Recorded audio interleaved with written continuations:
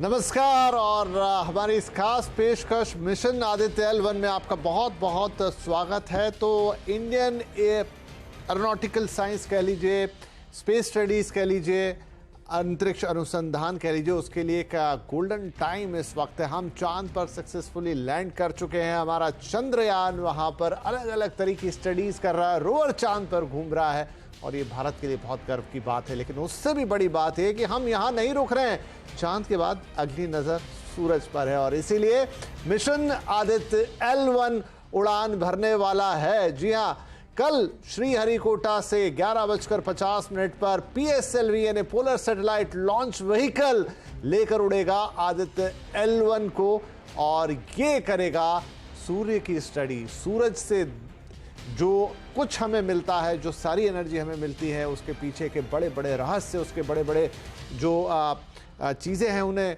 जो वहाँ की पूरी डायनामिक्स है, उसे ये खोज कर हमारे लिए लेकर आएगा। जी हाँ, ये देखिए तस्वीरें, तैयारी पूरी है। श्रीहरिकोटा से ये PSLV विमान, PSLV एक्सेल, और ये उसके पेलोड के तौर पर आदित्य L1 आपको दिखाई दे रहा है। ये है वो सूर्ययान जो कि सूर्य के पास जाकर उसकी स्टडी करने वाला है। तो ये सब कुछ होने वाला है। बहुत एक्साइटमेंट है एक बार फिर से। तो आज हम आदित्य की पूरी कहानी आपको बताने जा रहे हैं कि आखिर क्या करने जा रहा है, कैसे इसकी पूरी यात्रा रहेगी, ये हमारे पास कौन कौन सी जानकारी जुटाएगा। चंद्रयान से अब हम सब वाकिफ़ हो चुके हैं, तो उससे ये अलग कैसे रहने वाला है, तो एक थोड़ा सा आइडिया आपको दे देता हूँ। फिर हमारे साथ आज बहुत बड़े बड़े एक्सपर्ट्स हैं स्पेस साइंस के, जो हमसे बातचीत करेंगे इस पूरे मिशन के बारे में, और हम बताएंगे कि आदित्य L1 एक और माइलस्टोन, मील का पत्थर या अंतरिक्ष का पत्थर कह लीजिए अब तो, रखने वाला है भारत के स्पेस प्रोग्राम में। तो चलिए आपको आइडिया देते हैं क्या है हमारा ये आदित्य L1 मिशन। तो जैसा मैंने कहा कि कल ये श्रीहरिकोटा से लॉन्च होना है। 2 सितंबर की तारीख, 11:50 का समय नोट कर लीजिए। लाइव स्ट्रीमिंग होगी, जैसे हमने चंद्रयान की देखी उसी तरह उसे लेकर उड़ा था मार्क 3, इसे लेकर उड़ेगा PSLV एक्सेल, क्योंकि ये पोलर सैटेलाइट लॉन्चिंग व्हीकल है जो लोअर ऑर्बिट है अर्थ का, वहां तक इसे लेकर जाएगा। स्थान है श्रीहरिकोटा, हम सब जानते हैं। वहां से हमारे सारे रॉकेट जाते हैं और ये जैसा मैंने कहा PSLV एक्सेल रॉकेट इसे लेकर कल उड़ने वाला है श्रीहरिकोटा से। 400 करोड़ रुपए का बजट इसके लिए रखा गया है। अगेन इसरो ने एक बार फिर कम बजट में एक और बेहतरीन चीज करने का प्रयास किया है और किस तरीके से ये मिशन यहाँ से आगे बढ़ता है वो हम कल यहाँ पर देखेंगे। तो कुछ और चीज़ें आपको यहाँ पर बता देते हैं। लॉन्चिंग पैड से ये PSLV लेकर उड़ेगा। ये पोलर सैटेलाइट लॉन्चिंग व्हीकल का लेटेस्ट एक्सेल मॉडल, और पेलोड के तौर पर उसमें होगा आदित्य L1, जो ऊपरी हिस्सा आप देख रहे हैं जहाँ भारत का तिरंगा लगा हुआ है। और ये जो पूरी यात्रा होगी, ये धरती से 15 लाख किलोमीटर दूर की यात्रा है, वहां पर ले जाके छोड़ेगा। पृथ्वी और लोअर ऑर्बिट के जो लैग्रेंज पॉइंट है वहां पर मैं आपको समझा देता हूं कि लैग्रेंज पॉइंट क्या है और वो L1 क्यों इसके नाम के साथ जुड़ा है। तो देखिए ये अलग अलग स्टेजेस रॉकेट की, और फाइनली यहां से ये आदित्य L1 जो है वो प्रकट होगा और फिर ये अपनी आगे की यात्रा शुरू करेगा। तो लैग्रेंज पॉइंट पर जाएगा। देखिए ऐसा नहीं है कि जहां रॉकेट उसे छोड़ देगा वहां वो उसका डेस्टिनेशन है, वहां से वो आगे की यात्रा अपने तय शुरू करेगा और फिर एक ऐसी जगह पे जाके रुकेगा जिसको हम कहते हैं L1 पॉइंट। और ये यात्रा, हमारा रॉकेट तो इसको 10-15 मिनट में या 12 मिनट में छोड़ देगा पृथ्वी की कक्षा में, लेकिन वहां से आगे तक का सफर, जो L1 पॉइंट तक का सफर है, उसको 40 दिन लगेंगे पूरा कर, माफ कीजिए 4 महीने लगेंगे पूरा करने में। और लैग्रेंज पॉइंट क्या होता है? वो इक्विलिब्रियम का पॉइंट है, एक ऐसा बिंदु जहां अट्रैक्शन रिपल्शन दोनों हाई है, मतलब पृथ्वी भी खींच रही है, सूर्य भी खींच रहा है, बीच में कहीं बैलेंस हो जाएगा, अट्रैक्शन रिपल्शन एक साथ काम करेंगे। ऐसा क्यों? क्योंकि वहां पर एक ऑर्बिट या जो चक्कर है वो यहाँ स्टेशनरी रहने के लिए उसको ज्यादा ईंधन की जरूरत नहीं पड़ेगी। ये जो विपरीत और फोर्स उसके ऊपर लगेंगे ना, उसके वजह से वो वहां पे टिका रहेगा और अपना काम करता रहेगा। कम ईंधन के साथ ऑर्बिट में बने रहना यहाँ इसके लिए संभव होगा। अब इसका मकसद क्या है? तो देखिए वो भी थोड़ा आइडिया ले लेते हैं, क्यों हम भेज रहे हैं, क्यों हमने ये 400 करोड़ रुपए लगाए हैं। निर्बाध तरीके से सूर्य पर नजर रखेगा, मतलब एक ऐसी जगह से जहां बीच में इसको कोई डिस्टर्बेंस नहीं है, सूर्य की पूरी एक्टिविटी चेक करेगा, सोलर एक्टिविटी की रियल टाइम मॉनिटरिंग, वहां पर इतने करीब जाकर रियल टाइम ये मॉनिटर करेगा कि सूरज पे क्या चल रहा है। एक ऐसा आग का गोला जो हमें जीवन देता है, उसके अंदर आखिर घट क्या रहा है, क्या चीजें हो रही है। कोरोना से निकलने वाली गर्मी की स्टडी, अलग अलग काम जो करने वाला है, वो जो कोर होता है सूर्य का, वहां से निकलने वाली गर्मी, फिर सौर वायुमंडल को समझने की कोशिश करेगा कि सूर्य के आसपास का जो करोड़ों किलोमीटर का इलाका है उसमें क्या कुछ हो रहा है।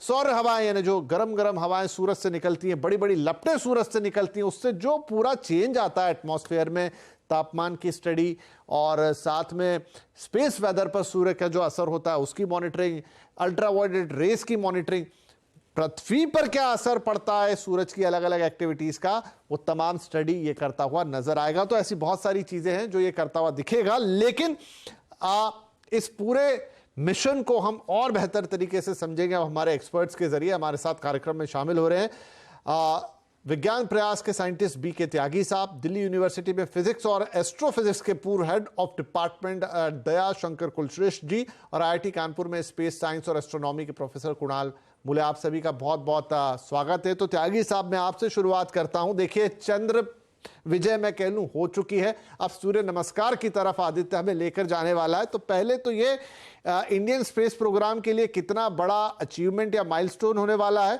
अभी तो चंद्रयान एक्टिव है और वो उसकी एक्टिविटी खत्म हो उससे पहले हमारा सूर्ययान निकलने वाला है। बिल्कुल बिल्कुल। देखिए, ये एक कहें कि जो चंद्रमा के बाद सूरज ही हमें दिखाई पड़ता है, तो ये एक बड़ा लॉजिकल वो कहें कि बात थी कि उसके बाद वहां जाया जाए। लेकिन इसमें हमें ये समझना होगा कि जो सूरज और चंद्रमा के जो मिशन के ऑब्जेक्टिव बिल्कुल अलग अलग थे। और सूरज की जो हमारा आदित्य जो L1 पॉइंट पे जाएगा, उसका जो मेन मकसद है, उससे जो डाटा मिलेगा वो ज्यादा एकेडमिक इंटरेस्ट का हमें डाटा जो है वो मिलेगा। जैसे चंद्रमा पे हम मटेरियल भी हम खोज रहे थे और फ्यूचर प्लानिंग, मानव बस्तियां बसाने की बात थी, लेकिन यहाँ पे ऐसा कुछ नहीं है। यहाँ पे मकसद हमारा सूरज को स्टडी करना है। सूरज का जो कोरोना है, उसका जो क्रोमोस्फेयर है, फोटोस्फेयर है, उसके बारे में ज्यादा जानकारी, क्योंकि आप सूरज के डिफरेंट जगह पे जो टेम्परेचर में इतना वेरिएशन है, और ये उससे उसमें जो घटनाएं होती हैं, उसका डायरेक्ट इम्पैक्ट जो है हमारी पृथ्वी पर आता है। तो कई बार ऐसी सिचुएशन हो जाती है उसमें से कि सूरज जो है बड़ा अशांत है और सबसे हमारे पास में है, तो उसमें वो उसका जो इम्पैक्ट हमारे वातावरण पर पड़ता है वो क्या फैक्टर है, क्योंकि उसके बारे में पूरी जानकारी अभी तक हमें नहीं है। मान लीजिए जैसे कोरोना का हम ज्यादा स्टडी तभी कर पाते हैं जब सूर्य ग्रहण होता है, कि अभी दूसरी टेक्निक से भी हम करते हैं। तो ये एक ऐसे पॉइंट पे जा रहा है जहां से हमें जो डाटा मिलेगा, फोटोग्राफ जो मिलेंगे, वो विजिबल स्पेक्ट्रम लाइट में भी मिलेंगे, अल्ट्रावायलेट में भी मिलेंगे और एक्सरेज में भी मिलेंगे। तो ये एक कहीं, क्योंकि हालांकि बहुत पास नहीं जा रहा, सिर्फ 15 लाख किलोमीटर पे वो एक पॉइंट पे रहेगा, लेकिन उसमें क्या है कि वो पृथ्वी और सूरज के वो दोनों को एक साथ जो है वो नोट कर सकता है। और जो हमारा जो मैग्नेटिक फील्ड है, जिसमें क्योंकि जो सूरज से जो हाई एनर्जी पार्टिकल है जो अर्थ पे आते हैं, और कभी कभी सूरज से जो लपटें निकलती हैं जिसको हम सोलर फ्लेयर्स बोलते हैं, अब उसकी ग्रेविटी इतनी ज्यादा है वो वापस उसमें चले जाते हैं, लेकिन जब एक इंजेक्ट होता है, बाहर की तरफ आता है, तो वो कई लाख किलोमीटर तक जा सकता है। मान लीजिए अगर वो पृथ्वी तक आ जाए तो पृथ्वी जो है खराब हो जाएगी, नष्ट हो जाएगी।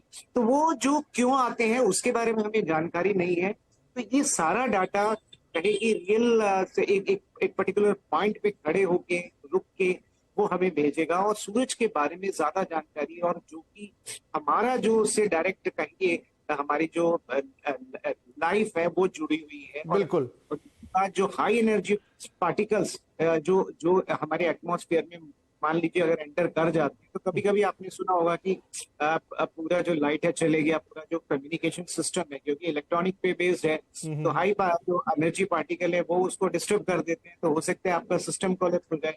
तो वो कब कब हो सकता है और उसके लिए हमें क्या तैयारी करनी है, तो ये कुछ ऐसे बहुत अहम जानकारियां ये हमें देगा। नहीं, नो डाउट, अभी हम इस पे और थोड़ी आपसे समझाइश लेंगे कि और क्या क्या करने में सक्षम है।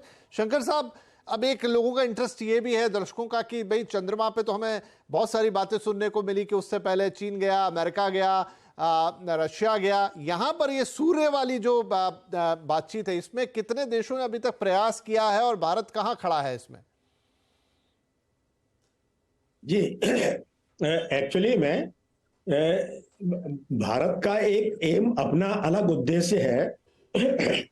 हमारे प्राइम मिनिस्टर ने बहुत साफ साफ बताया है कि हम दूसरों को फॉलो करने से ज्यादा खुद इंडिपेंडेंट सब कुछ करना चाहते हैं।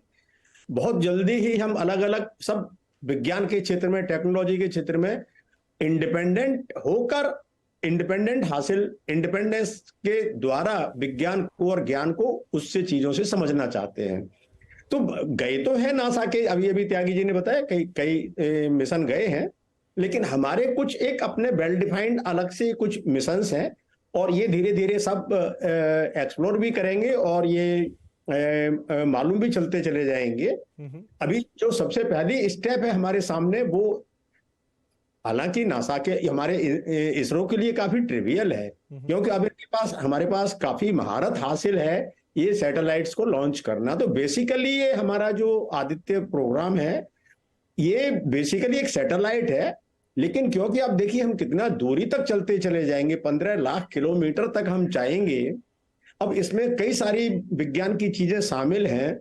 जब 3 बॉडी सिस्टम होता है, सन है, अर्थ है और ये हमारा एक छोटा सा सैटेलाइट है, तो इनके अगर हम नॉन लीनियर डायनामिक्स को स्टडी करते हैं तो एक तमाम सारे कर्व्स आते हैं, 3 डायमेंशनल कर्व्स आते हैं, उनमें कुछ स्टेबिलिटी पॉइंट्स हम कैलकुलेट कर सकते हैं। तो L1 जो लैग्रांज पॉइंट है वो हमारे सबसे नजदीक है और इस स्टेबिलिटी पॉइंट के आसपास हम क्या कर सकते हैं, हेलो ऑर्बिट में आप इतना कम ईंधन एनर्जी खर्च करके, एक्चुअली कोई ईंधन एनर्जी चाहिए नहीं, लेकिन स्टेबिलिटी की जांच करने के लिए कि कभी कोई उसकी, क्योंकि देखिए स्पेस टाइम कर्व्ड है, 3 डायमेंशंस में है, इसके कुछ प्लेनर अप्रोक्सीमेशंस लेंगे, 3 डायमेंशनल वो लेंगे, तो ये सब चीजों के करने इसको हमें एक हेलो ऑर्बिट में रखना है जो उसके पास एक बहुत नजदीक एक छोटी सी ऑर्बिट होगी, उसमें काफी एफर्टलेस हमारा ये आदित्य L1 भ्रमण करता रहेगा, उसकी परिक्रमा लगाता रहेगा और डाटा जुटाता रहेगा, हमारे पास धरती पर वापस भेजता रहेगा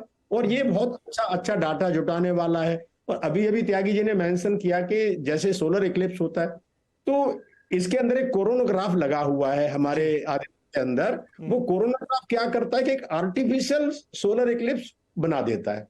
उसकी सूरज की डिस्क को अगर हम ढक देंगे तो वो हमें कोरोना का ही असर दिखाई देगा, बीच की डिस्क ढक जाएगी, तो एक तरह का सूर्य ग्रहण हो गया, वहां पूरा टोटल सोलर इक्लिप्स हो गया। तो ये कोरोनोग्राफ हमारा लगा हुआ है, टेलीस्कोप्स लगे हुए हैं, स्पेक्ट्रोमीटर्स लगे हुए हैं, इन सब की हम पूरी ठीक से स्टडी करेंगे। अभी हम अपने दर्शकों को जो पेलोड्स हैं वो भी बताएंगे।